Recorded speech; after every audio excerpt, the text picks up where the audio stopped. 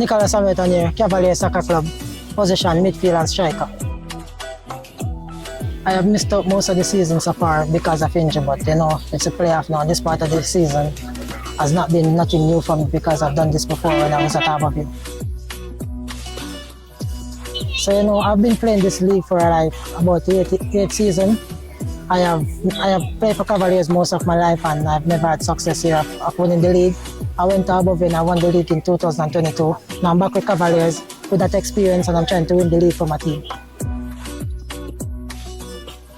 How I see myself helping the team is whenever I get a chance to go on the pitch, I try to get a few goals and a few assists. This Arnett Garden team, they're a really good team, a team that has been gelled together for a while. They have a very good coach in Coach GIRLZ. They have very good players like in veterans in Parker Blacks, and they have very good young players, Jaim and other young players. So I expect a very tough game for the Cavaliers.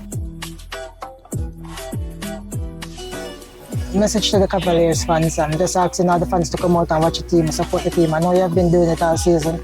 I know we're trying our best to give you guys some success this year.